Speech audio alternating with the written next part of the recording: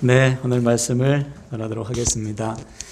앞을 보시고요. 말씀의 제목을 우리 큰 소리로 함께 읽습니다. 시작.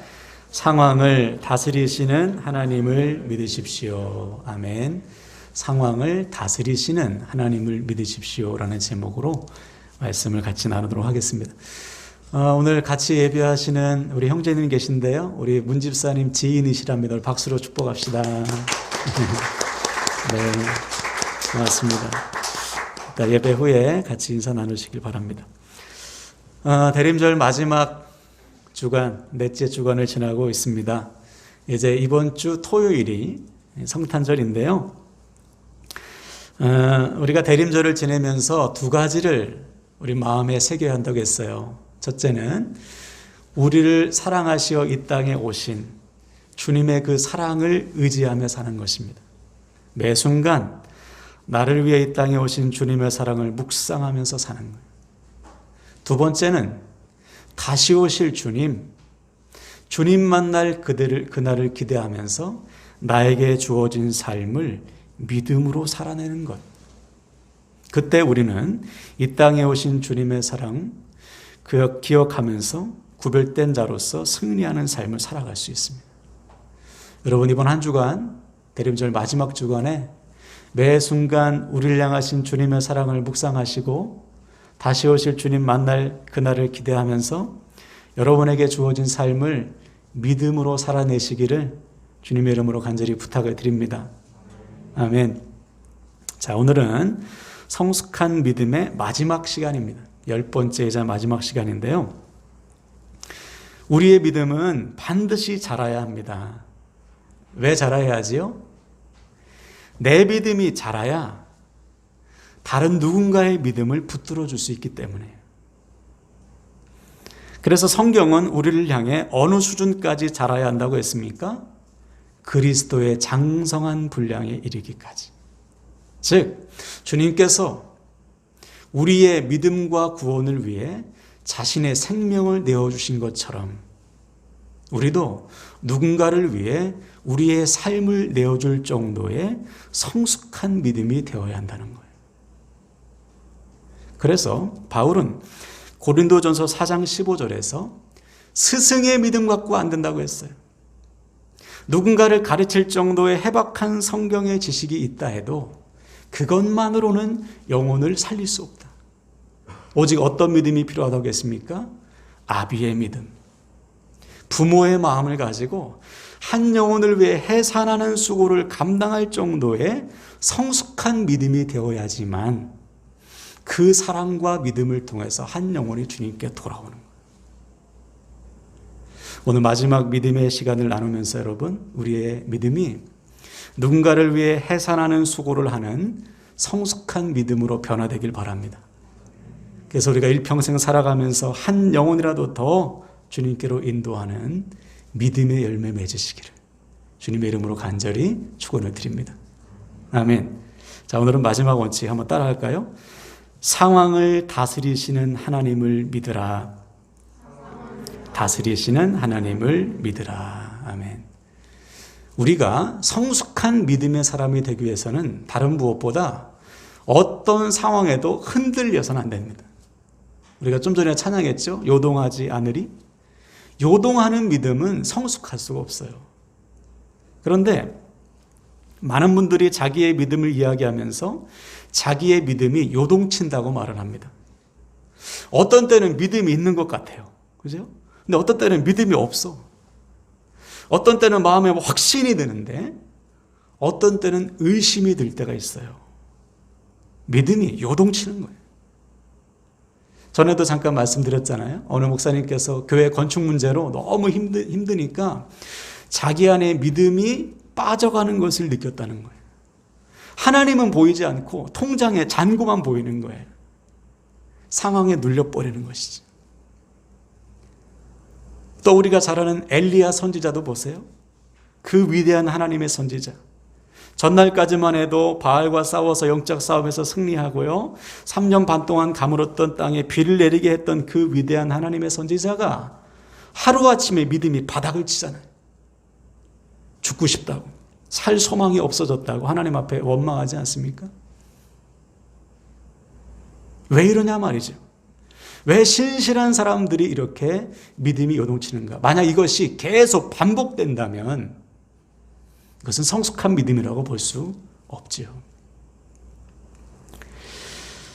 물론 눈앞의 상황을 보고 눈 하나 깜짝 안 할 사람이 누가 있겠어요? 믿음의 사람도 눈앞에 갑자기 문제가 탁 닥친다면, 상황이 고난이 떨어진다면 당황스럽고 고민하지요. 두려워할 수밖에 없습니다. 그래서 우리 주님도 십자가를 앞에 두시고 내가 지금 고민하여 죽을 지경이다라고 말씀하셨어요. 주님도 인간이기에 눈앞의 상황과 문제 앞에 두렵고 떨고 때로는 절망할 수 있습니다. 그러나 차이점이 있어요. 문제와 고난 앞에서 뜻하지 않은 상황 속에서 믿음이 있는 자와 없는 자의 차이가 고스란히 드러납니다. 먼저 믿음이 없는 자는 문제만 보는 거예요. 문제가 생기면 거기에 폭 파묻혀가지고 문제만 보다가 문제에 눌려요. 하나님을 보는 눈이 없어지는 것이죠. 예를 들어 광야의 이스라엘 백성들, 그들은 문제가 생길 때 문제만 보고 원망만 했어요. 하나님께서 잠깐 문제를 해결해 주시면 잠깐 하나님을 보는데 또 문제가 생기면 다시 문제에 파묻혀요. 방금 전에 문제를 해결해 주신 하나님을 잊어버리는 거예요. 결국 광야에서 문제만 풀다가 끝나지 않습니까? 오늘날에도 똑같습니다. 적지 않은 사람들이 문제를 만나면 하나님을 보지 않고 문제만 봐요. 원망하죠. 오히려 내가 하나님 이렇게 믿는데 왜 나에게 이런 문제 주시나. 문제를 허락하시는 하나님의 뜻을 알지 못해. 오직 문제만 보다가 끝나는 거예요. 그러다가 문제가 해결되면 이것은 하나님의 은혜가 아니라 우연인 거예요. 이 사람에게는. 결국 그 인생은 문제만 풀다가 끝날 가능성이 상당히 높죠. 또 이런 경우도 있어요. 문제가 생기면 하나님을 간절히 찾습니다. 문제가 있을 때는 누구보다 믿음이 뜨거워요. 막. 근데 문제가 해결되면 다시 믿음이 싹 사라지는 분들이 있어요. 이분들 역시 일평생 문제만 풀다가 그 자리에 머물 가능성이 상당히 높습니다. 성숙한 믿음이 될 수 없어요. 반면에 믿음의 사람들은 문제를 대하는 태도가 다릅니다. 믿음의 사람도 문제 앞에서 두렵고 고민하고 떨 수 있어요. 그러나 믿음의 사람들에게는 문제를 보는 눈뿐만 아니라 그 문제를 통해서 역사하시는 하나님을 보는 믿음의 눈이 따로 있는 거예요. 우리 눈이 두 개지 않습니까? 하나는 인간의 눈이지만 믿음의 사람에게는 하나는 믿음의 눈이 있는 거예요. 우리가 사도행전 9장을 나눌 때 부활하신 주님을 만난 바울의 눈이 바뀌었잖아요.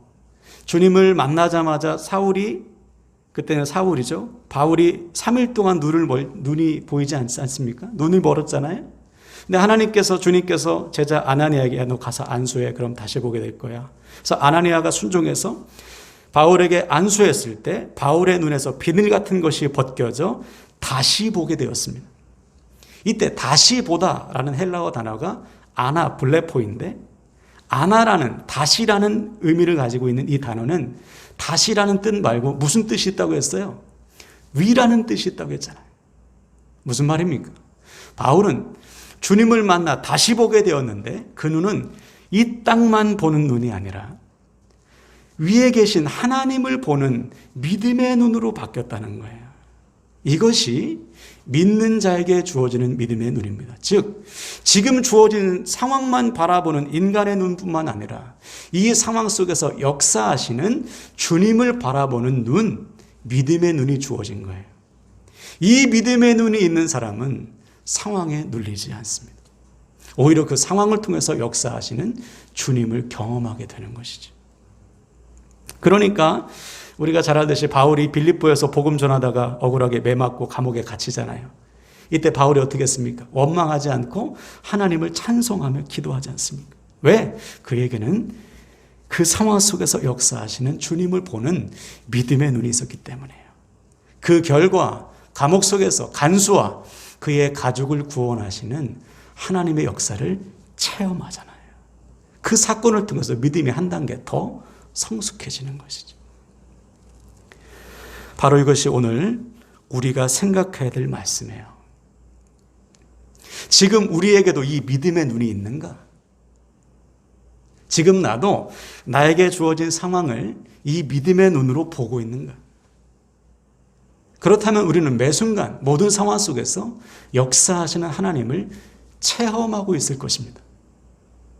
반면에 문제가 터지면 문제만 보느라 하나님 없어, 온데간데 없고 믿음도 다 까먹고 오직 문제만 붙들고 있다면 우리는 둘 중에 하나일 거예요. 첫째, 믿음이 아직 없거나. 혹시 우리 중에 지금 내가 믿음이 없다고 느끼는 분 혹시 계십니까? 이 시간 찾아오시는 주님을 만나셔야 돼요. 바울을 찾아오신 주님은 우리를 찾아오십니다. 지금도 말씀으로 우리의 마음을 두드리고 계세요. 찬송 중에, 기도 중에 우리를 얼마나 사랑하시는지, 나 같은 죄인을 위해서 자신의 몸을 내어주셔서 우리를 죄에서 건져내시고 이제는 주 안에서 우리를 거듭나게 하셔서 하나님의 자녀가 되게 하시기 위해 끊임없이 말씀으로, 상황으로, 사람으로 찾아오고 계신 거예요. 그 주님 꼭 만나시기 바랍니다. 그래서 이 시간 마음을 활짝 여시고 주님을 영접하세요. 그때 우리도 주님께서 주시는 믿음의 눈을 가지고 믿음으로 살아가는 은혜를 누리게 될 줄로 믿습니다. 아멘. 그럼 두 번째 이유는 뭔가? 주님을 믿는데 왜 문제와 상황에 눌리냐 말이에요. 그 이유는 나의 상황을 다스리시는, 내 문제를 다스리시는 하나님에 대한 믿음이 약하기 때문입니다.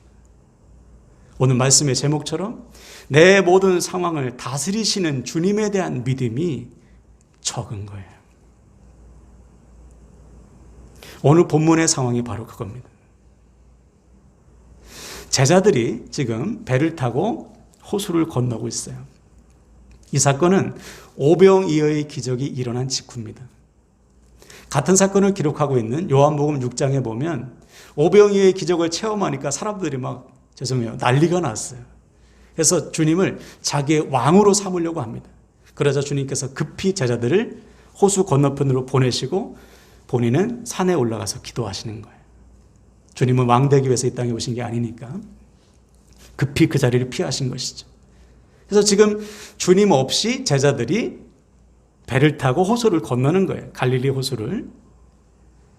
그러던 중에 광풍이 부는 겁니다. 그때가 밤 사경이라고 되어 있는데 밤 사경은 이 당시의 시간으로 새벽 3시부터 6시 사이예요. 오병이의 기적을 베풀 때가 날이 이미 저물 때라고 했잖아요. 그러니까 지금 깜깜한 밤입니다. 밤새도록 광풍과 파도와 제자들이 지금 싸우고 있는 거예요. 얼마나 무섭겠어요. 앞이 보이지 않고 파도는 치고 광풍은 몰아치고 모두 다 그 상황에 푹 갇혔습니다. 누구 하나 기도하는 사람도 없어. 눈앞의 상황에 완전히 눌려 있는 것이죠. 자, 그럼 이때 질문. 우리 주님께서는 지금 제자들이 당면한 상황, 문제를 모르고 계실까요? 주님은 홀로 산에 계시니 지금 제자들이 얼마나 어려운 일을 당하고 있는지 우리로 대입한다면 지금 내 상황을 주님이 모르고 계시냐 말이에요. 주님은 다 알고 계십니다. 같은 사건을 기록하고 있는 마가복음 6장 48절 한번 읽어보세요. 앞을 보시고 마가복음 6장 48절 다 같이 읽습니다. 시작. 바람이 거스름으로 제자들이 힘겹게 노젓는 것을 보시고 밤 사경쯤에 바다 위로 걸어서 그들에게 오사. 아멘. 따라합시다. 보시고. 네. 주님은 기도하시면서 제자들이 광풍과 파도 속에서 고난당하는 것을 다 보셨습니다. 다시 말해 지금 제자들이 당하고 있는 삶의 문제와 상황을 다 알고 계시다는 거예요.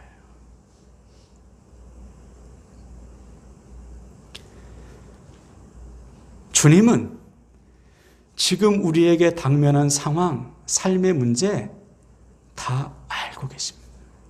그래서 어떻게 하셨어요? 제자들에게 오신 거예요.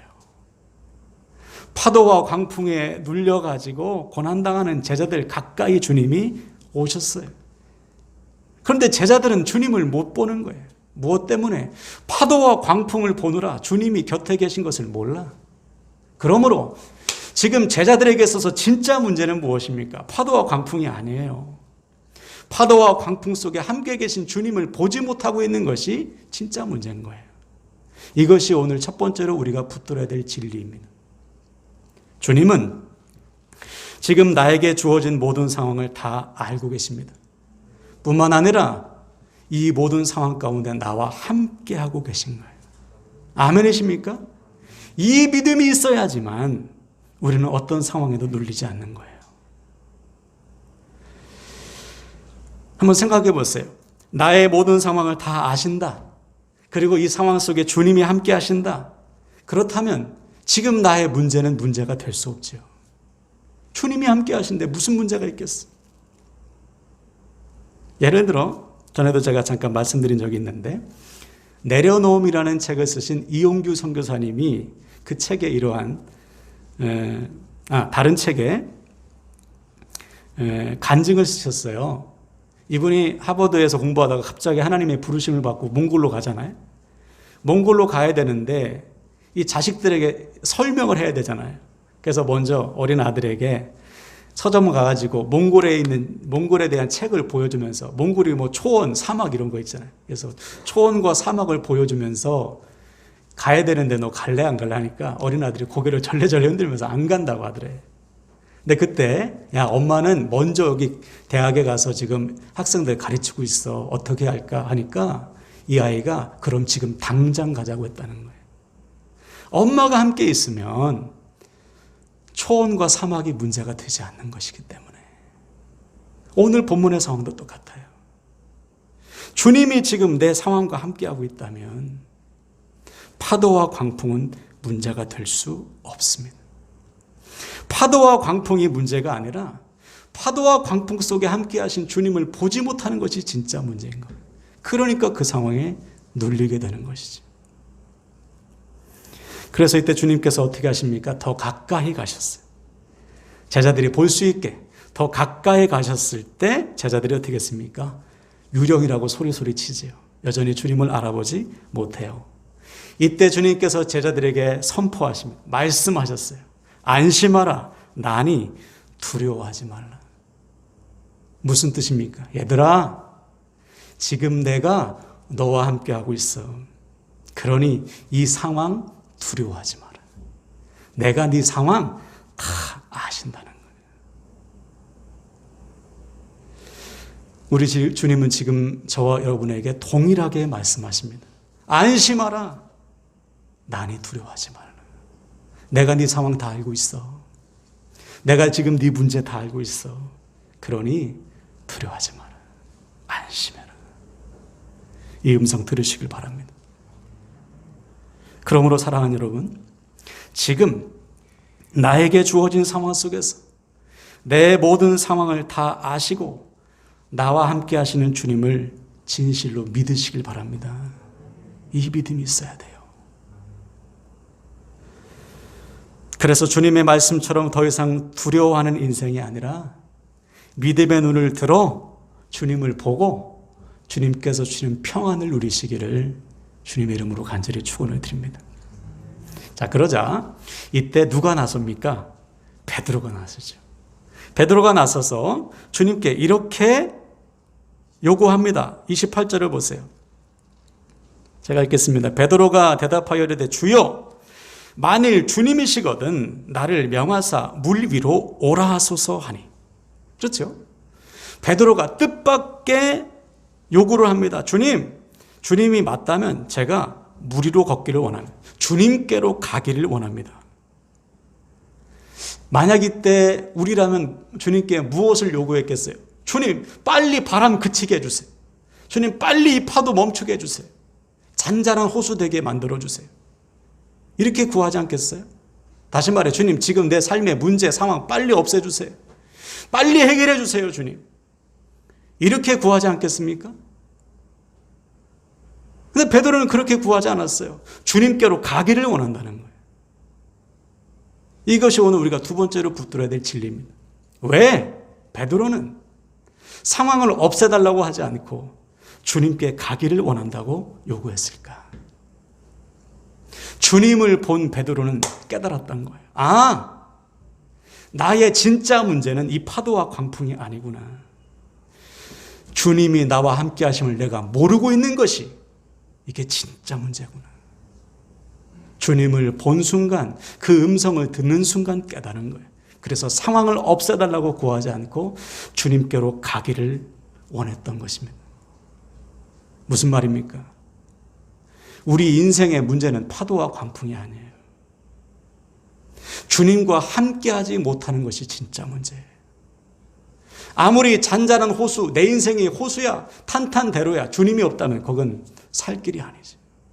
좁은 길, 험한 길이라도 주님이 함께 하시면 그 길이 살 길 아닙니까? 네.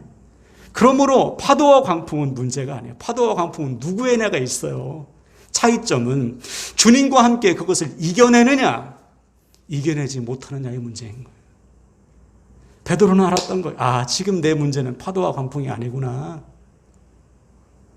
주님이 함께 하심을 알지 못하는 이 무지함이, 믿음 없음이 문제구나. 이것이 오늘 우리가 베드로에게 배워야 할 성숙한 믿음이에요. 성숙한 믿음은 상황과 환경을 구하지 않습니다. 성숙한 믿음은 잔잔한 파도를 구하는 것이 아니에요. 어떤 상황에 있든지 내가 주님과 동행하기를 구하는 것, 이것이 성숙한 믿음.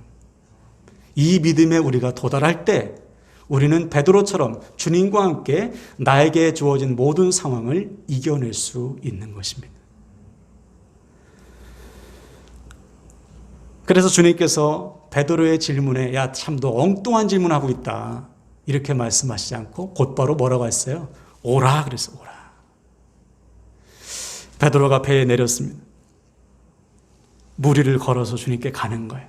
자, 이 상황을 한번 여러분 상상을 해보세요. 베드로가 배에서 내려 주님께 걸어갈 때 상황은 똑같습니다. 변함이 없어요. 그렇죠? 여전히 파도가 치고 광풍이 몰아칩니다. 근데 누가 변했어요? 베드로가 변했어요. 방금 전까지 제자들처럼 나중내 큰일 났네 상황 보고 눌려있던, 갇혀있던 베드로가 자신과 함께하는 주님을 믿으니까 그 상황을 극복하잖아요. 파도와 광풍이 몰아치는 곳을 걸어가지 않습니까? 엎드려 있던 자가 주님이 함께 하심을 믿으니 믿음으로 걸어가는 거예요. 이것이 성숙한 믿음.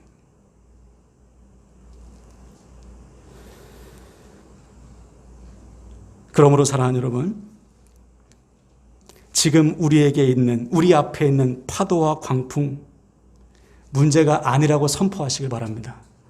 주님이 다 하시잖아요. 주님이 함께 하시잖아요. 주님과 함께 걸어가면 되는 거예요. 통과하면 되는 거예요. 그래서 이때 필요한 것이 무엇인가? 주님을 바라보는 믿음의 눈을 놓치지 않는 것입니다. 믿음의 눈을 주셨으니 24시간 주님을 바라보며 사는 거예요. 그래서 이후에 잘 가던 베드로가 물에 빠졌지 않습니까? 왜 빠졌어요? 보면 30절 보세요. 제가 읽겠습니다. 바람을 보고 무서워 빠져가는지라 소리질러 이르되 주여 나를 구원하소서 하니. 그렇죠? 주님을 잘 보고 걸어가던 베드로가 한눈 팔았습니다. 바람을 봤어요. 바람을 보는 순간 상황에 눌리는 거예요. 상황에 눌리는 순간 믿음이 흔들립니다. 의심이 드는 것이죠. 우리도 똑같아요. 상황을 보되 믿음의 눈으로 봐야지, 주님을 같이 봐야지. 우리도 상황을 보면 갇혀요. 믿음이 흔들려. 의심이 들어요. 그럼 무너지는 거예요. 오직 주님께 우리의 시선을 딱 고정하고 믿음으로 걸어갈 때만이 어떤 상황도 이겨낼 수가 있는 것입니다. 그러므로 사랑하는 여러분, 오늘 이 시간 결단하실 때 오늘부터 우리는 어떤 상황에도 요동하지 않는 성숙한 믿음의 사람이 되어야 합니다. 그래야 나뿐만 아니라 내 곁에 있는 사람의 믿음까지 붙들어 줄 수 있는 거예요. 어떻게 해야 합니까? 믿어야 돼요. 무엇을 믿어야 됩니까? 지금 내 모든 상황을 주님이 다 아신다. 그리고 그 주님이 나와 함께 하신다. 그러므로 내 모든 상황은 더 이상 문제가 될 수 없다. 주님과 동행하면 주님께서 주님과 함께 이 모든 상황을 이겨내게 하신다. 여러분, 이 믿음 가지고 살아가시기 바랍니다. 그래서 오늘부터 주어진 삶의 자리에서요, 주님께 믿음의 시선을 탁 고정하시고, 우리도 베드로처럼 나와 함께 하시는 주님, 내 모든 상황을 다 아시는 주님과 함께 믿음의 걸음을 계속하시길 바랍니다. 그래서 우리 앞에 어떠한 파도와 광풍이 있다 해도 주님과 함께 그 모든 고난을 이겨내시는 저와 여러분 되시기를 주님의 이름으로 간절히 축원을 드립니다. 아멘.